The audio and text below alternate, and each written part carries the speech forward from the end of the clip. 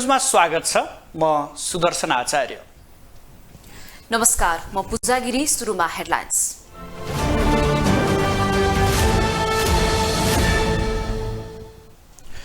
सरकार गठन भएको 3 सातामा बल्ल मन्त्री परिषद विस्तार। नयाँ अनुहारको बाहुल्यता, 2 मन्त्रालय अझै खाली। पदभार ग्रहण गरेसँगै मन्त्रीका प्रतिबद्धताको पुरानै शैली, सम्भव असम्भव सबै काम गरेर देखाउने प्रतिबद्धता। 3 मन्त्रीसहित सत्ताको स्वाद चाख्न पुगे राप्रपा अध्यक्ष राजेन्द्र लिङ्गदेन। पुराना नेताकै पद चिन्ह पछ्याउँदै रवि लामिछाने। प्रधानमन्त्री दाहालको सकारात्मक सन्देशसँगै राष्ट्रपति पद पाउनेमा काङ्ग्रेस ढुक्क। सत्ता साझेदार एमाले भने सशङ्कित। र सुदूरपश्चिम र प्रदेश 1 प्रधानमन्त्री कप महिला T20 क्रिकेटको अन्तिम 4मा एपीएफ पनि सेमी फाइनलमा पुग्यो।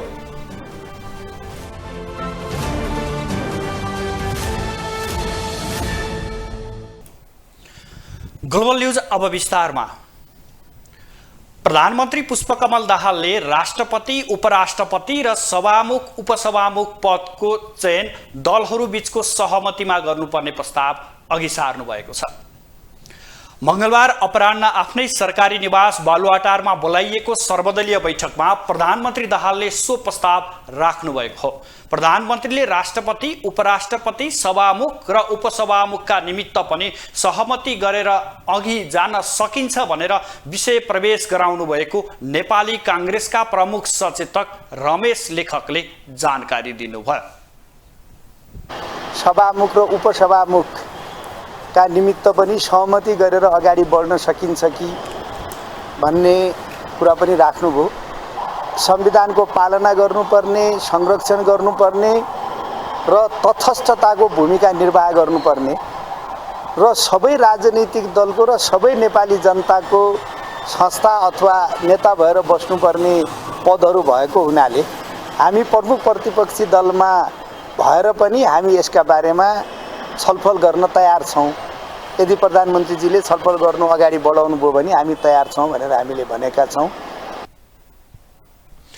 यता नेपाली काङ्ग्रेसले पनि राष्ट्रपति, उपराष्ट्रपति, सभामुख र उपसभामुख संविधानको पालना गर्नुपर्ने, संरक्षण गर्नुपर्ने र तटस्थताको भूमिका निर्वाह गर्नुपर्ने पद भएकाले यसलाई सहमतिमै चयन गर्न आफ्नो पार्टी तयार रहेको बैठकमा धारणा राखेका थिए। प्रधानमन्त्री पुष्पकमल दाहालले दोस्रो पटक मन्त्री परिषद विस्तार गर्नुभएको छ। सत्तारूढ गठबन्धनबाट सहमति जुटेपछि दाहालले मन्त्री परिषद विस्तार गर्न अझै 2 मन्त्रालय विहीन बनाउँदै अन्यलाई पूर्णता दिनुभएको हो।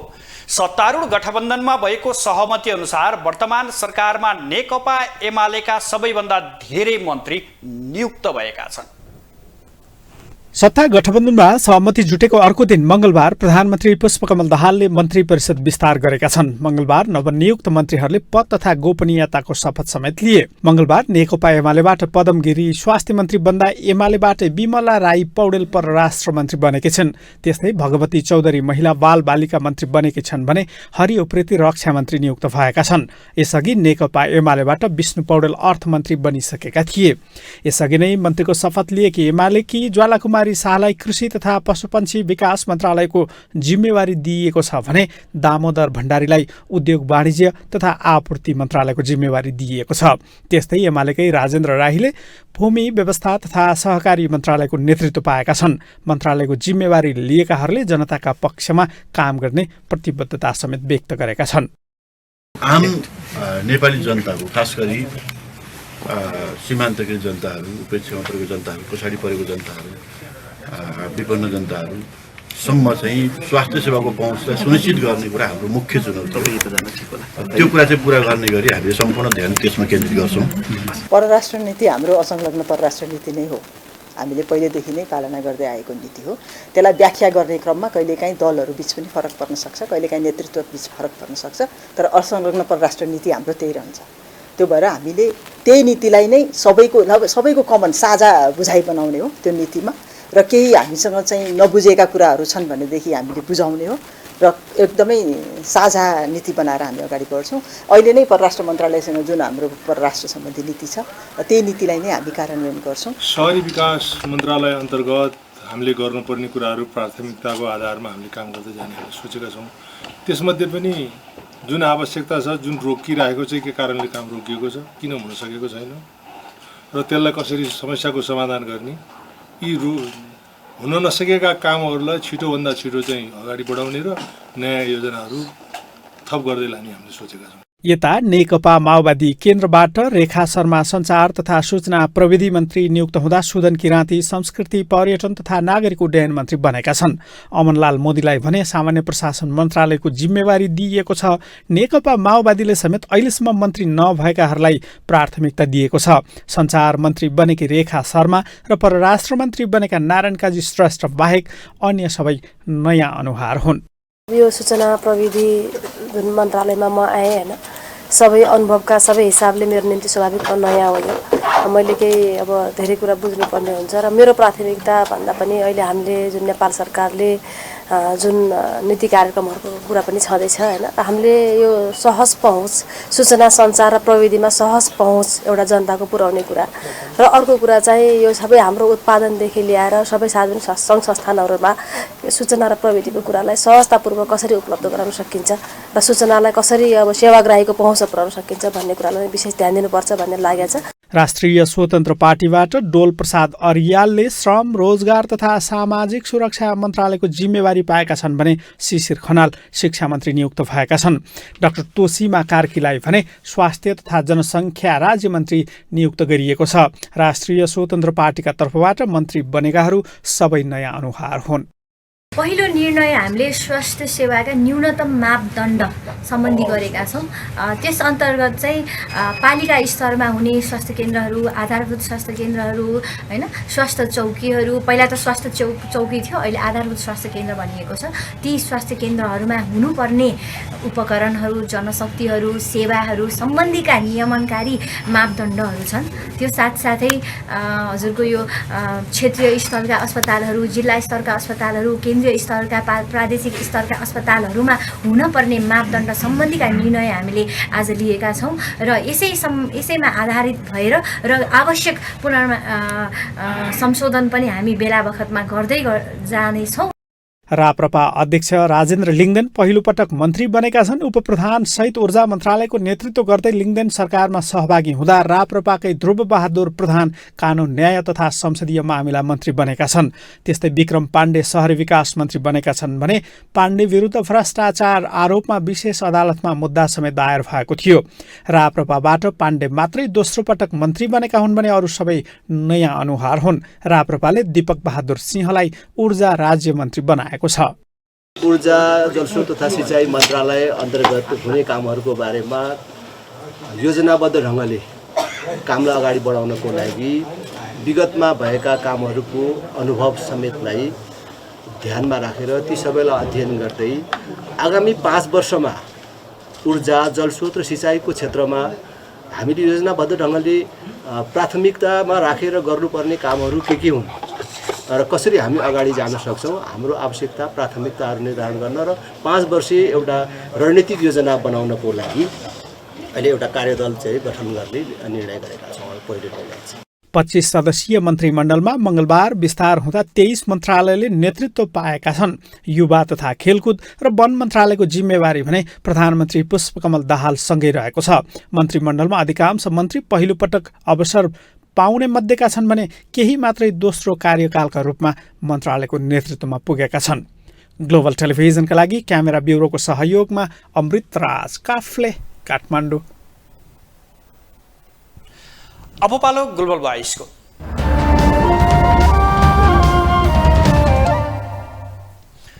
प्रधानमन्त्री पुष्पकमल दाहालले आज मन्त्री परिषद विस्तार गर्नुभयो। दाहालको मन्त्री परिषदमा अधिकांश नयाँ अनुहार छन्। उनीहरूले पदभार ग्रहण गर्दै विभिन्न प्रतिबद्धता समेत जनाएका छन्। यसै सन्दर्भमा ग्लोबल वाइसमा आज हामीले सर्वसाधारणलाई सोधेका छौँ, नयाँ मन्त्रीसँग तपाईँहरूले के अपेक्षा राख्नु भएको छ? नयाँ मन्त्रीहरूबाट हामीले राख्ने, जनताले राख्ने आशा भनेको त्यही हो, सुशासन होइन र भ्रष्टाचार मुक्त राष्ट्र र समग्रमा भन्नुपर्दाखेरि सबैभन्दा ठुलो जरो भनेको अहिले भनेको भ्रष्टाचार हो है। यो भ्रष्टाचारलाई निर्मूल पार्नुपर्छ होइन, जिरो टलरेन्स हुनुपर्छ भ्रष्टाचार। अब मन्त्री आउनु भएको छ, अब सबै देशको समस्या उहाँले चुनावमा जनता समक्ष राख्नै भएको छ। उहाँहरूलाई सबै कुरा थाहा छ, किनभने जनताले ती समस्या समाधान गर्लान् भनेरै उहाँहरूलाई पठाउनु भएको छ र आजदेखि उहाँहरूले जिम्मेवारी पाउनु भएको छ। हामी सबैभन्दा पहिला त उहाँलाई शुभकामना दिन चाहन्छौँ र अहिले उहाँले चुनावमा व्यक्त गरेका सम्पूर्ण धारणाहरूलाई स्मरण गर्दै काम गर्नुहोस् भन्ने हामी आग्रह गर्न चाहन्छौँ। अरूको चाहिँ मलाई थाहा भएन, मलाई त आशै छैन हेर्नुहोस्, हो कि के आशा राख्ने भन्नु न। माथि कुर्सीमा गएपछि आफ्नो आफ्नो सामान लड्छन्। अहिले त धेरै राम्रो मन्त्रीहरू आउनुभएछ, सबै आफ्नो आफ्नो क्षेत्रको राम्रै हुनुहुन्छ होइन।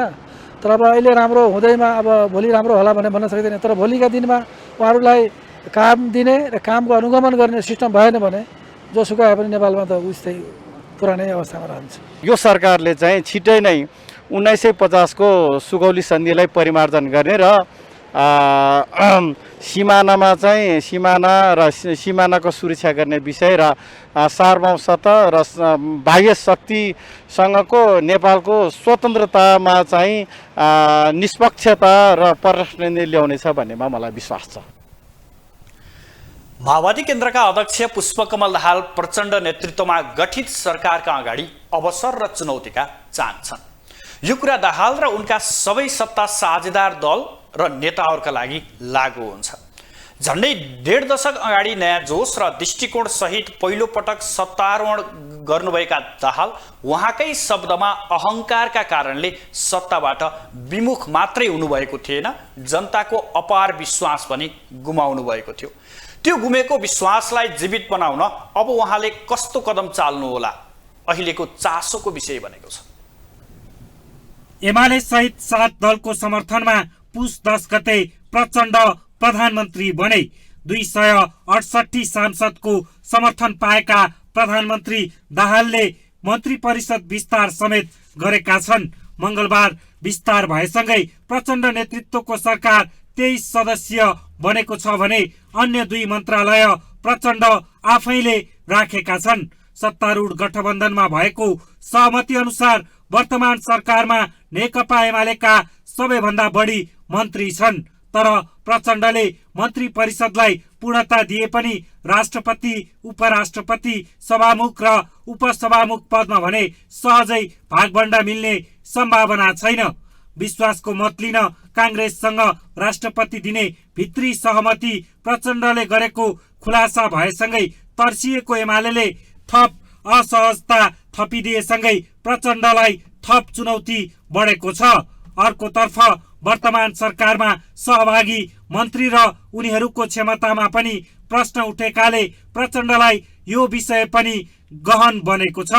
अर्कोतर्फ धर्मराउँदो अर्थतन्त्र, खर्चिलो शासकीय स्वरूप, अनुत्तरदायी कर्मचारी तन्त्र र संस्थागत भइसकेको भ्रष्टाचारका बीचमा बहुरूपी गठबन्धन सरकारको नेतृत्व गरेर सुशासन र समृद्धि पस्किनुपर्ने बाध्यतामा रहेका प्रचण्डका आगामी दिनहरू सहज भने देखिँदैनन्।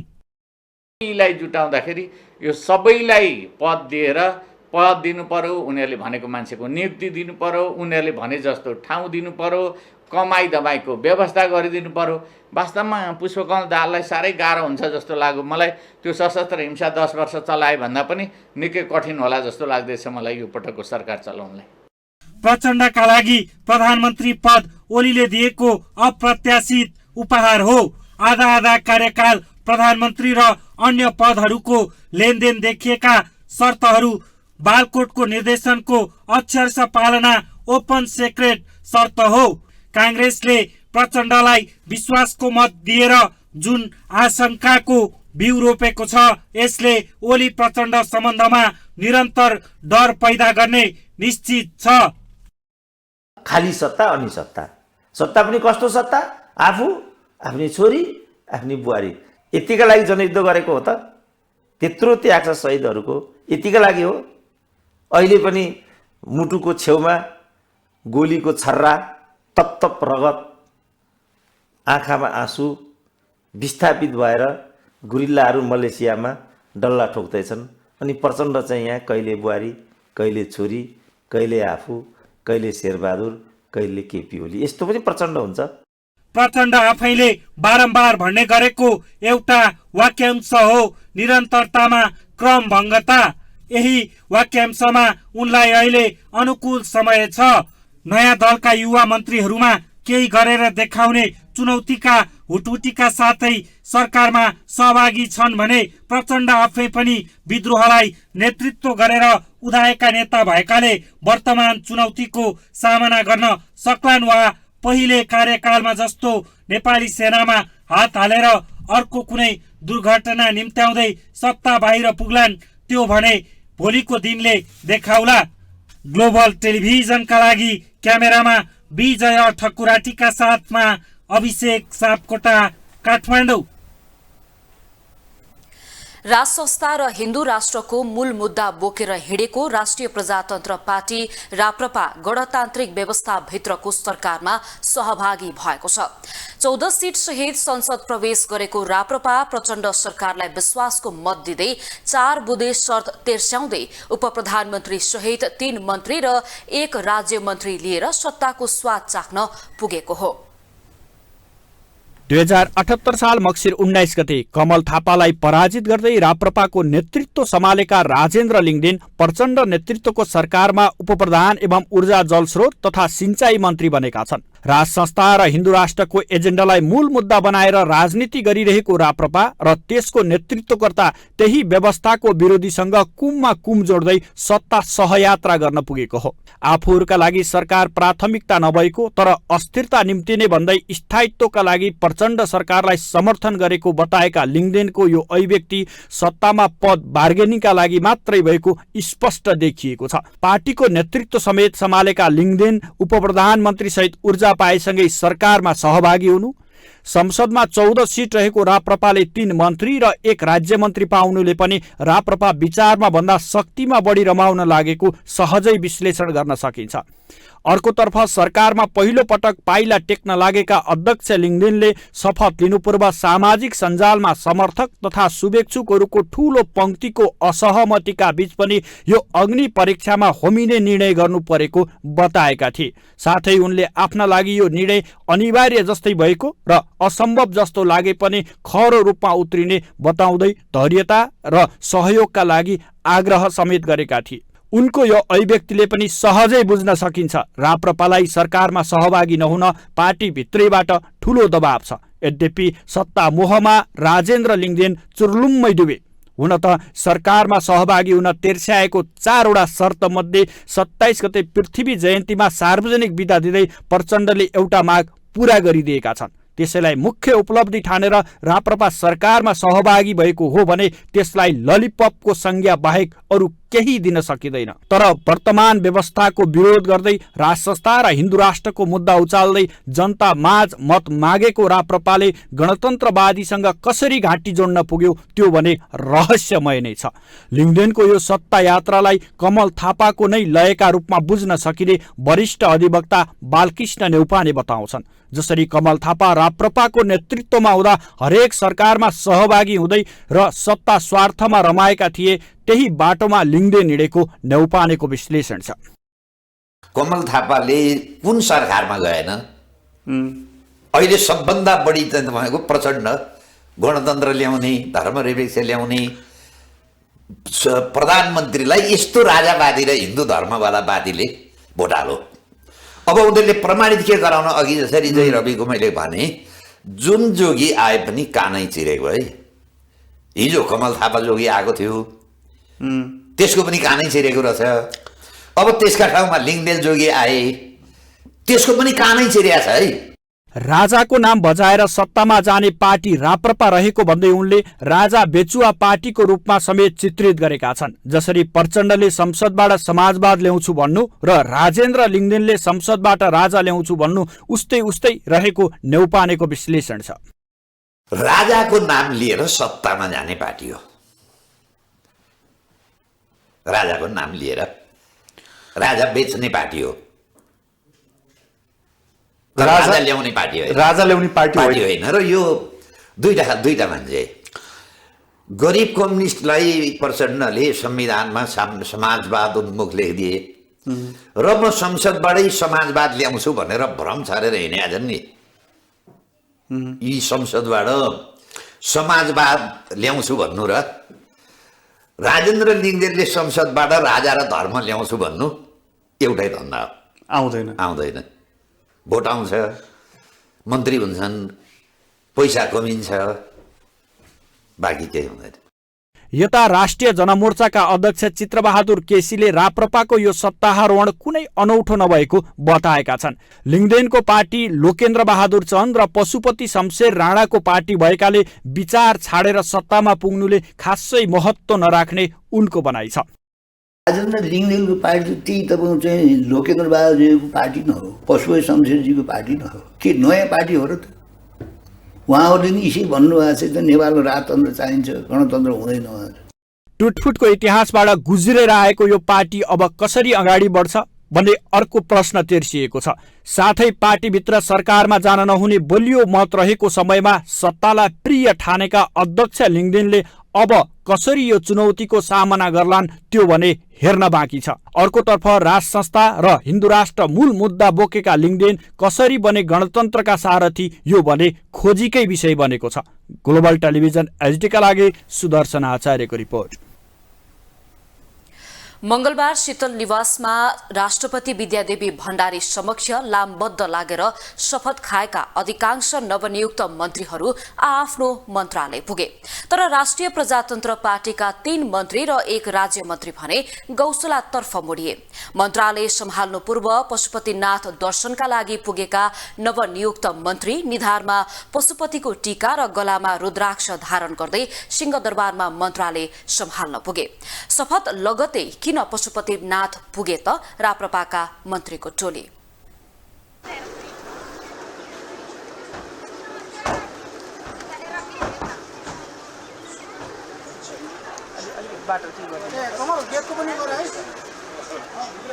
मंगलबार प्रधानमन्त्री पुष्पकमल दाहाल प्रचण्ड नेतृत्वको सरकारले पूर्णता पायो। सत्तारूढ गठबन्धनभित्रका दलहरूले सरकारमा विभिन्न मन्त्री पठाए। नयाँ मन्त्रीलाई राष्ट्रपति विद्यादेवी भण्डारीले शीतल निवासमा एक कार्यक्रमका बीच शपथ ग्रहण गराएकी थिइन्। शपथ ग्रहणपछि मन्त्रीले आआफ्नै ढङ्गले खुसे साटासाट गरे। राप्रपा बाहेक अन्य दलका मन्त्रीले सुरुमा शपथ ग्रहणपछि मन्त्रालय पुगेर कार्यभार सम्हाले। तर राष्ट्रिय प्रजातन्त्र पार्टीका 3 जना मन्त्री र 1 राज्य मन्त्रीले भने पशुपतिनाथको दर्शन गरेर कार्यभार सम्हाल्न सिंहदरबार फर्किए। राप्रपाका अध्यक्ष तथा उपप्रधान सहित ऊर्जा मन्त्री भएका राजेन्द्र लिङ्गदेनले आफ्ना पार्टीका 2 जना मन्त्री शहरी विकास मन्त्री विक्रम पाण्डे र कानून मन्त्री ध्रुव प्रधान तथा ऊर्जा राज्य मन्त्री दीपक बहादुर सिंहलाई लिएर हिन्दू धर्मको प्रसिद्ध धाम पशुपतिनाथको दर्शन गर्न पुगे।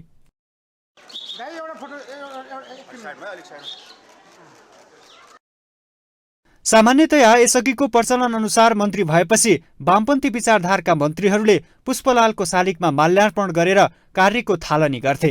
त्यसै प्रजातान्त्रिक धारका मन्त्रीले देशका लागि बलिदान दिएर शहादत प्राप्त गर्ने शहीदको शालिगमा माल्यार्पण गर्थे र कार्यको थालनी अर्थात् शुभारम्भ गर्थे। तर राप्रपा अध्यक्ष राजेन्द्र लिङ्गदेन भने हिन्दू धर्मको प्रसिद्ध धाम पशुपतिनाथको शरणमा पुगेर कार्यको थालनी गरे। साथै उनीहरूले आफ्नो मन्त्रालयमा पृथ्वीनारायण शाहको तस्बिर समेत टाँस्न भएका छन्। खास गरी राष्ट्रियता, राष्ट्रिय एकता, सुशासन, विकास र सेवा प्रवाहको मुद्दामा एक ठाउँ भएर काम गर भनेर मिलेर जाने म्यान्डेट प्राप्त भएको छ। र अहिले जुन सहकार्य हामीले प्रारम्भ गरेका छौँ त्यसमा पनि अलग अलग विचार, अलग अलग दृष्टिकोण भइकन पनि मैले अघि भनेकै मुद्दामा एक भएर देशलाई अस्थिरताबाट जोगाउने र राष्ट्रियतालाई मजबुत बनाउने, राष्ट्रिय एकतालाई मजबुत बनाउने, सुशासन कायम गर्ने, विकासलाई तीव्रता दिने, सेवा प्रवाहलाई चुस्त दुरुस्त बनाउने भनेर हामी एक ठाउँ भएका छौँ। सम्भवतः मन्त्री भए लगत्तै पशुपतिनाथको दर्शन गरेर कार्यभार सम्हाल्ने लिङ्गदेन र राप्रपा पहिलो पार्टी बनेको छ। राजा सहितको प्रजातन्त्र र हिन्दू राज्यको वकालत गरिरहेको राप्रपाले गणतन्त्र र संघीयता खारेजीको माग गर्दै आएको छ। यद्यपि यो पार्टी गणतन्त्रवादीसँग सहकार्य गर्दै सत्तामा पुगेको छ। ग्लोबल टेलिभिजन एचडीका लागि क्यामेरामा नरेश मुक्तानका साथमा विनोद विक्रम भण्डारी, काठमाडौँ। आफ्ना केही शर्त सारेर सरकारमा सहभागी हुन तयार रहेको उपेन्द्र यादव नेतृत्वको जनता समाजवादी पार्टी जसपाले मन्त्री परिषदमा पार्टीबाट मन्त्री पठाउन सकेन। खास गरी सोमबार राति बालुवाटारमा सत्ता गठबन्धन दलहरूबीच भएको मन्त्रालय भागबण्डामा जसपालाई 2 मन्त्रालय दिने सहमति भए पनि त्यसमा असन्तुष्टि जनाउँदै यो पार्टी सरकारमा सहभागी नभएको हो। आफ्ना केही शर्त सहित पटक पटक प्रधानमन्त्री पुष्पकमल दाहाल र एमाले अध्यक्ष ओलीसँग छलफल गरेको जसपाले 3 मन्त्री सहित सभामुख पद माग्दै आएको थियो। आफ्ना केही शर्तहरू पूरा भएमा वर्तमान प्रचण्ड सरकारमा सहभागी हुने निर्णय गरेको उपेन्द्र यादव नेतृत्वको जनता समाजवादी पार्टी जसपा अलमलमा देखिएको छ। चुनाव अघि देउवा गठबन्धनबाट अलगिएर एमालेसँग सहकार्य गर्दै चुनावमा होमिएको जसपाले अपेक्षाकृत नतिजा त ल्याउन सकेन नै, त्यसमाथि वर्तमान सरकारमा पनि सहभागी हुने शर्त तेर्स्याएपछि त्यसमा पनि सफल हुन सकेको छैन। खास गरी सरकारमा सहभागी हुन न्यायोचित तथा सम्मानजनक अवस्था हुनुपर्ने, सरकारको न्यूनतम साझा नीति तथा कार्यक्रम सत्ता शक्तिको बाँडफाँड सहमति र समझदारीको आधारमा हुनुपर्ने माग राखेको जसपा ती माग पूरा गर्न प्रचण्ड सरकार अग्रसर नदेखिएसँगै विस्तारित मन्त्री परिषदमा सहभागी हुन नसकेको हो। आफ्ना मागहरूलाई लिएर पटक पटक प्रधानमन्त्री प्रचण्ड र एमाले अध्यक्ष ओलीलाई भेटेका अध्यक्ष यादवले त्यसमा अझै सहमति जुटाउन नसक्दा अलमलमै परेका छन्। मंगलबार मन्त्री परिषद विस्तार लगत्तै प्रधानमन्त्री प्रचण्ड र अध्यक्ष यादव बीच बालुवाटारमा भेटवार्ता भए पनि त्यसको ठोस निष्कर्ष निस्कन सकेन। खास गरी उपसभामुख सहित 3 मन्त्रालय पाउनुपर्ने उसको अडान र सत्ता गठबन्धनबाट उक्त संख्याको सिट र उपसभामुख पद दिन तयार नदेखिएकोले पनि जसपा अलमलमा देखिएको हो। अर्कोतर्फ यो पार्टीले निर्वाचनमा बेहोरेको निराशाजनक परिणामका 10 कारणहरू समेत औल्याएको छ। खास गरी मध्य प्रदेशमा आफ्नो नेतृत्वमा रहेको सरकारले प्रभावकारी भूमिका खेल्न नसक्नु, पार्टीले लिएको नीति विचार र सिद्धान्त तथा अग्रगामी परिवर्तनका मुद्दाहरू जनताबीच स्थापित गर्न र जनतालाई संगठित गर्न नसक्नु, संगठनात्मक शक्तिको कमजोरीदेखि उम्मेदवारी चयनमा त्रुटि जस्ता कमजोरी ठम्म्याएको जसपाले सरकारमा सहभागी भएर शक्ति आर्जन गर्ने दाउमा भने देखिन्छ। प्रचण्डलाई विश्वासको मत दिएको 12 सिटको यो पार्टी खास गरेर वैचारिकता भन्दा पनि भागबण्डामा सहमति नजुटेपछि सरकारमा नगएको स्पष्ट देखिन्छ। ग्लोबल टेलिभिजन एचडीका लागि सुदर्शन आचार्यको रिपोर्ट। सत्तारूढ गठबन्धनभित्र राष्ट्रपतिका विषयमा मत बाजिँदा संसदको सबैभन्दा ठूलो दल नेपाली कांग्रेस आफ्नो पोल्टामा राष्ट्रपति पद आउनेमा ढुक्क जस्तै देखिएको छ। पुस 26 गते प्रधानमन्त्री प्रचण्डलाई विश्वासको मत दिएपछि झस्किएको एमाले र प्रधानमन्त्री प्रचण्डबाट पाएको आश्वासनले कांग्रेस राष्ट्रपति पद आफूले पाउनेमा ढुक्क जस्तै देखिएको हो। पछिल्लो समय कांग्रेसले सार्वजनिक रूपमै राष्ट्रपति पद आफूले पाउने र प्रधानमन्त्री प्रचण्ड सकारात्मक देखिएको अभिव्यक्ति दिन थालेसँगै यो विषयलाई थप मलजल पुगेको छ। संसदको सबैभन्दा ठूलो दल नेपाली कांग्रेसले तत्कालीन समयमा 5 दलीय गठबन्धनबाट सरकार बनाउन असफल भएपछि यति बेला सत्ताको प्यास मेटाउन राष्ट्रपतिमा नजर राखेको छ। सत्तारूढ गठबन्धनभित्र भागबण्डाका विषयमा मत बाँझिँदा संसदको ठूलो दल नेपाली कांग्रेसले राष्ट्रपतिमा आँखा लगाएको हो।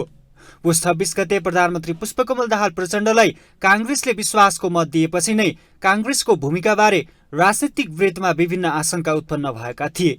पछिल्लो समय प्रधानमन्त्री प्रचण्डले राष्ट्रपतिको विषयमा कांग्रेससँग पनि छलफल गर्नुपर्ने अभिव्यक्ति दिएसँगै अझ बढी ढुक्क देखिएको छ। अर्कोतर्फ नेपाली कांग्रेसले सार्वजनिक रूपमै राष्ट्रपतिमा दावी गर्न थालेपछि गठबन्धनको शीर्ष दल नेकपा एमाले तर्सिएको छ। कांग्रेस नेताहरूले सार्वजनिक रूपमै राष्ट्रिय सहमतिमा सभामुख र राष्ट्रपति बनाउन लबिङ गरिरहेका छन् भने एमाले नेताहरू कांग्रेसले गठबन्धन भत्काउन खेल खेलेको आरोप लगाउन थालेका छन्। एमाले उपमहासचिव विष्णु रिमालका अनुसार प्रधानमन्त्री प्रचण्डलाई नैतिक संकटमा पारेर कांग्रेसले राष्ट्रपति लिने दाउमा लागेको दावी गरेका छन्। हाम्रो प्रधानमन्त्रीजीले विश्वासको मत मागिरहँदाखेरि निशर्त सबै दलहरूले समर्थन गरेको भए त्यसलाई स्वागत योग्य नै मान्नु पर्थ्यो। यहाँले उठाउनु भए जस्तै नेपाली कांग्रेसले पक्षमा मत हाल्दाखेरि उसको चाहिँ अदृश्य स्वार्थ छ भन्ने कुरा अन्दाज हुन्थ्यो। उसको चाहिँ दौडधुप हेर्दाखेरि उहाँहरू राष्ट्रपतिको तयारी गर्ने र राष्ट्रपतिको लागि मत माग्ने, राष्ट्रिय सहमतिको सरकार भन्ने जस्तो चाहिँ एउटा चाहिँ नक्कली कुरा गर्ने र चाहिँ सहमतिमा चाहिँ काङ्ग्रेसलाई चाहिँ राष्ट्रपति बनाउनु पर्यो भन्ने किसिमले दौडिरहेको चाहिँ अन्दाज हुन्छ र प्रधानमन्त्रीलाई एक किसिमले दबावमा राख्न पहिला हामी सँगै काम गरेको एउटै गठबन्धनमा काम गरेको त्यसकारण तपाईँलाई मैले विश्वासमा मत दिएर चाहिँ राष्ट्रिय नेता जस्तो बनाएको भन्ने खालको एक किसिमले नक्कली कुरा गर्दै प्रधानमन्त्रीलाई चाहिँ नैतिक सङ्कटमा पार्न सकिन्छ कि भन्ने खेल खेल्न खोजेको जस्तो देखिन्छ। जसरी हतार हतारमा बालकोटमा सत्ता समीकरण बन्यो त्यसले समेत सत्ता बाँडफाँडमा मत बाँझिने कुरा देखिएको थियो। हतारमा बनेको गठबन्धनमा प्रधानमन्त्री प्रचण्डले लिएपछि राष्ट्रपति र सभामुख एमाले लिने मौखिक सहमति भएको थियो, जस अनुसार सत्ता बाँडफाँडका विषयमा प्रधानमन्त्री पुष्पकमल दाहाल प्रचण्ड र नेकपा एमालेका अध्यक्ष केपी शर्मा ओलीबीच निरन्तर कहिले बालुवाटार त कहिले बालकोटमा छलफल भइरहेको छ। तर पनि एमाले विश्वस्त भने हुन सकेको छैन। यता काङ्ग्रेस भने सहमतिकै आधारमा आफूले राष्ट्रपति पद पाउनुपर्ने र यदि प्रधानमन्त्रीले सहमतिमा दिन नचाहेमा उम्मेदवारी नै दिने तयारी गरेको काङ्ग्रेस प्रवक्ता प्रकाश शरण महतको भनाइ छ। सर्वदलीय दृष्टिकोण, साझा दृष्टिकोण चाहिँ निस्किनुपर्छ र त्यस हिसाबले चयन हुनुपर्छ। निर्वाचन प्रक्रिया अगाडि बढ्नु पर्दछ भन्ने हाम्रो मान्यता हो। त्यही मान्यतालाई ध्यानमा राखेर हाम्रो पार्टीको पदाधिकारीहरूको बैठकले, पूर्व पदाधिकारीको बैठकले सबै दलहरूसँग यो छलफल अगाडि बढाउने निर्णय गरे। अब कार्य सम्पादनमा पनि त्यो किसिमको छलफल भएको र त्यही हिसाबले अब प्रधानमन्त्रीले पनि त्यसलाई चाहिँ सकारात्मक रूपमा सबैसँग छलफल गरेर चाहिँ एउटा निष्कर्ष निकाल्ने भन्नुभएको छ। त्यो भनाइ मात्रै नरहोस्, त्यो कार्यान्वयनमा पनि त्यो आओस् भन्ने हामी चाहन्छौँ। मुखमा आएको सत्ता गुमाउनु परेको पीडा भुलाउन काङ्ग्रेसले अहिलेको गठबन्धन भित्रभित्रै खेल्न थालेको राजनीतिक वृत्तमा चर्चा चलेको थियो। प्रधानमन्त्री प्रचण्डलाई विश्वासको मत दिएपछि त झन् काङ्ग्रेसको खेल छर्लङ्गै भएको थियो। प्रचण्डलाई विश्वासको मत दिएर अहिलेको गठबन्धनभित्र सत्ता पल्ट्याउने काङ्ग्रेसको दाउ कत्तिको सार्थक होला त्यो भने कुर्नै पर्ने हुन्छ। ग्लोबल टेलिभिजन HD का लागि क्यामेरामा नरेश मोक्तानका साथमा विनोद विक्रम भण्डारी, काठमाडौँ। बागमती प्रदेशका मुख्यमन्त्री शालिग्राम जम्मरकट्टीले प्रदेश सभाबाट विश्वासको मत प्राप्त गर्नुभएको छ। हेटौडामा आज बसेको प्रदेश सभा बैठकबाट जम्मरकट्टीले विश्वासको मत प्राप्त गर्नुभएको हो। उहाँको पक्षमा संसदमा प्रतिनिधित्व गर्ने 7 मध्ये 6 दल रहेका थिए। विश्वासको मत प्राप्त गर्न 56 सांसदको आवश्यक रहेकोमा उहाँको पक्षमा 105 मत परेको छ। नेकपा एमाले, नेकपा माओवादी केन्द्र, राष्ट्रिय प्रजातन्त्र पार्टी, एकीकृत समाजवादी पार्टी, हाम्रो नेपाली पार्टी र प्रतिपक्षमा बस्ने गरी नेपाली कङ्ग्रेसले समेत विश्वासको मत दिएको छ। उहाँको विपक्षमा नेपाल मजदुर किसान पार्टीका 3 सांसदले मतदान गरेका छन्। विश्वासको मत प्राप्त गरेसँगै सञ्चारकर्मीसँग कुराकानी गर्दै मुख्यमन्त्री जम्मरकट्टीले संसदमा सहभागी अधिकांश दलले मत दिएको र सबै दलको विश्वास कायम राख्ने गरी काम गर्ने प्रतिबद्धता जनाउनुभयो। मुख्यमन्त्री कट्टेलले बागमती प्रदेश सरकारले जनताको चाहना अनुसार पूर्ण रूपमा प्रदेशमा स्थायित्व, सुशासन र विकासको निम्ति काम गर्नुपर्ने समेत उल्लेख गर्नुभयो।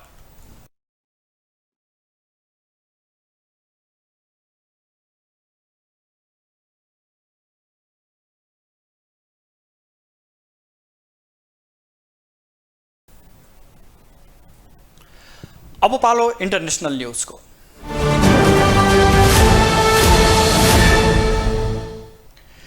केही साता यता पाकिस्तानी सरकार विरुद्ध प्रदर्शनहरू भइरहेका छन्। पाकिस्तानी सरकारले पाकिस्तानको दक्षिण मिलगिट बाल्गिस्तान क्षेत्रमा व्याप्त आतंकवाद, अपहरण, हत्या, चन्दा सङ्कलन जस्ता गतिविधि नियन्त्रण गर्न नसकेको भन्दै प्रदर्शन भइरहेको छ। त्यस्तै उक्त क्षेत्रको जनताले सो क्षेत्रलाई भारतमा गाभ्नुपर्ने माग समेत गरिरहेका छन्।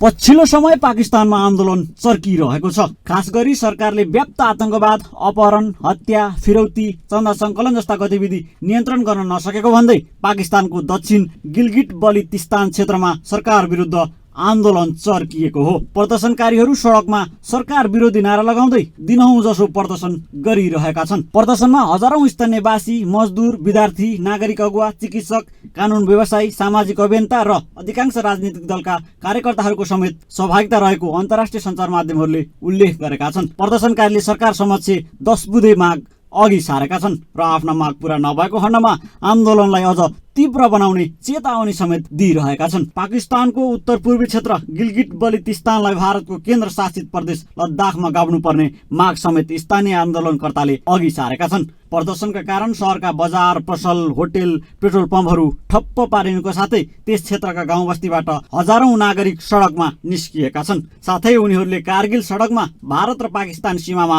भइरहेको अवरोध हटाउन समेत माग गरिरहेका छन्। पाकिस्तानमा आर्थिक सङ्कटसँगै स्थानीयको जनजीवन सङ्कटग्रस्त बन्दै गएपछि त्यो भूभाग भारतसँग गाड्ने चाहनालाई पूरा नगरेको भन्दै आन्दोलनले थप उग्र रूप लिइरहेको सञ्चार माध्यमहरूले जनाएका छन्। कारगिल रोड हुँदै त्यस क्षेत्रका बासिन्दालाई भारतीय बजारतिर दैनिक उपभोगका सामान खरिद गर्न जानबाट पाकिस्तानी सेनाले कठोर अवरोध गरेको छ। करिब 2 साता यता यस्ता प्रदर्शन देखिन थालेका हुन्। त्यस क्षेत्रमा स्थिति बिग्दै गएपछि पाकिस्तानी सेनाले ती क्षेत्रमा तैनाथी बढाएको छ। तर स्थानीयले सेनाको आदेशलाई उपेक्षा गर्दै प्रदर्शन जारी राखेका छन्। उनीहरूले भाषणमा आवश्यक परे हस्तक्षेप गरेर यो क्षेत्रलाई भारतमा गाड्न भारतसँग माग समेत गरिरहेका छन्। पाकिस्तानी सरकारले यो क्षेत्रलाई सुरक्षा संवेदनशीलता भएको क्षेत्र मान्दछ। यो क्षेत्रको सिमाना भारतको कारगिल जिल्लासँग जोडिन्छ। यो त्रिदेशीय सीमा क्षेत्र पनि हो। भारत, पाकिस्तान अधिनिस्थ कश्मीर र चीनको अक्साई क्षेत्रको सीमा यहाँनिर जोडिन्छ। यता संयुक्त राष्ट्र सुरक्षा परिषदले सोमबार पाकिस्तानी मूलका चरमपन्थी अब्दुल रहमान मक्कीलाई विश्वव्यापी आतंकवादी घोषणा गरेको छ। गत वर्ष भारतले चरमपन्थी अब्दुल रहमान मक्कीलाई विश्वव्यापी आतंकवादी घोषणा गर्न संयुक्त राष्ट्र संघमा प्रस्ताव ल्यायो, तर चीनले त्यसलाई रोकेको थियो। यो निर्णयसँगै भारतले चीनलाई कडा प्रतिक्रिया दिएको बुझिएको छ। ग्लोबल टेलिभिजनको लागि एजेन्सीको सहयोगमा विशाल पुरीको रिपोर्ट। अब स्पोर्ट्स न्यूज।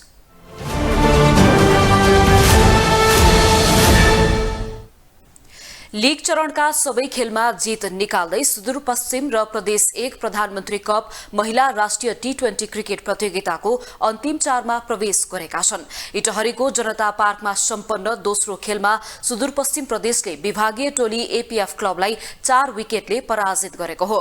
यस्तै प्रदेश 1 कर्णाली प्रदेशलाई 10 विकेटले पराजित गर्दै अन्तिम 4मा प्रवेश गरेको छ। दुवै टोली समूह विजेता बन्दै अन्तिम 4मा प्रवेश गर्दा पराजय भोगेको एपीएफ समूह 1 को उपविजेता बन्दै सेमिफाइनलमा प्रवेश गरेको हो। प्रतियोगितामा अब समूह बी बाट उपविजेताको टुङ्गो लाग्न बाँकी रहेको छ।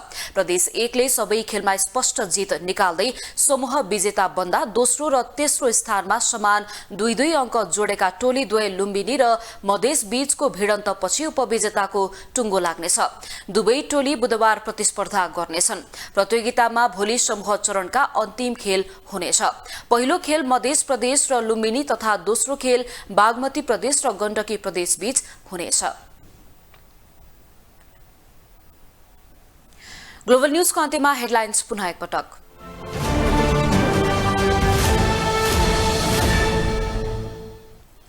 सरकार गठन भएको 3 सातामा बल्ल मन्त्री परिषद विस्तार, नयाँ अनुहारको बाहुल्य, 2 मन्त्रालय अझै खाली।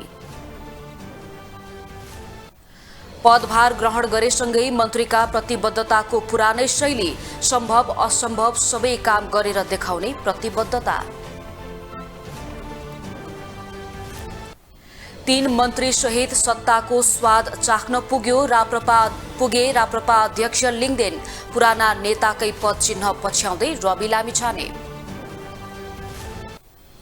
प्रधानमन्त्री दाहालको सकारात्मक संकेतसँगै राष्ट्रपति पद पाउनेमा कांग्रेस ढुक्क, सत्ता साझेदार एमाले सशंकित। र सुदूरपश्चिम र प्रदेश 1 प्रधानमन्त्री कप महिला 2020 क्रिकेटको अन्तिम 4मा एपीएफ पनि सेमिफाइनलमा पुग्यो।